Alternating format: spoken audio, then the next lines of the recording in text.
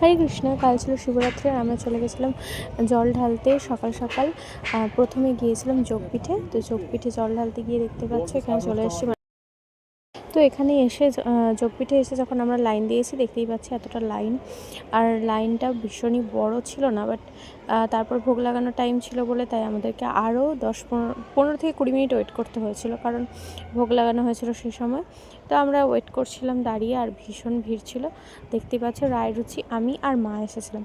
তারপর ভোগ লাগানোর পরে আমরা ফার্স্টেই ঢুকতে পেলাম, আর এখানে তো লাইনে অনেক ভিড় ছিল, তাই আমরা ঢুকে তাড়াতাড়ি করে যা করার তাড়াতাড়ি করে করতে হলো, কারণ রায়রুচি ছিল, রায়রুচি একটু ধীরে ধীরে করতে মানে তাড়াতাড়ি করতে পারে না, আর পেছনে সবাই ভীষণই রেগে যাচ্ছিলো। যাই হোক, তারপরে আমরা ওকে বলে বলে দিতে হচ্ছিলো, তো এত তো বোঝে না, কিন্তু আমি পেছনের মানুষজনকে কি করে বোঝাই।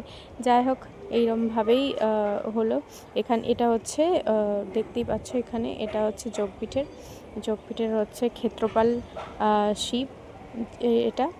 তো যাই হোক, তোমরা সবাই কমেন্ট করে জানাবে কে কে কালকে শিবরাত্রি ব্রত করেছিলে আমাদেরই মতন।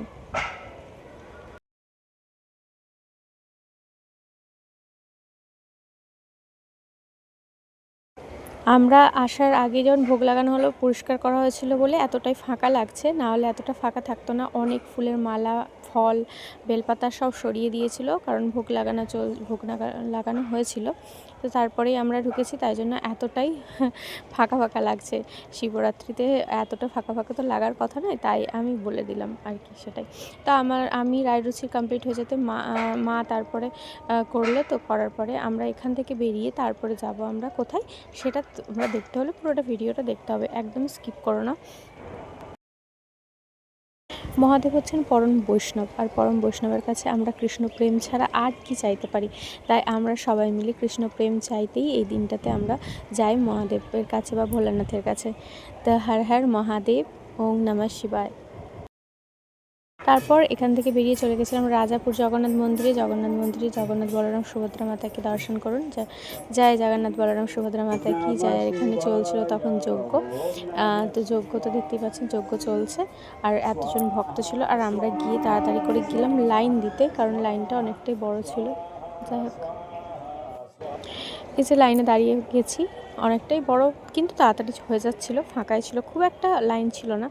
এই যে চলে এসেছে সামনে, আর আমি ফার্স্টে দিলাম, জল ঢাললাম, আর সাথে তারপর পেছনে রায়রুচি ছিল। রায়রুচি খুবই মানে ওদের ইচ্ছে ছিল, তো ওরাও উপবাস করেই ছিল এতক্ষণ ধরে।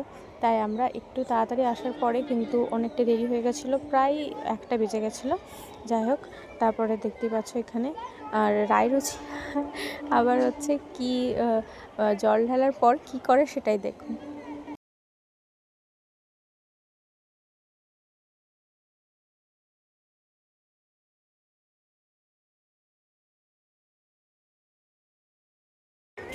মা ছিল আমাদের সাথে, বলেছি এই যে রুচি হচ্ছে কী যে কানে কানে উইশ করছিল অনেকক্ষণ থেকে, আমি অতটা ভিডিও করিনি, অনেকক্ষণ থেকে কী বুঝিয়ে বলছিল জানি না। তার দেখে দেখে রায়ও শুরু করলো, রায় বেশিক্ষণ সময় নেয়নি, তারপরে আমরা চলে গেলাম এইখানে দর্শন করতে।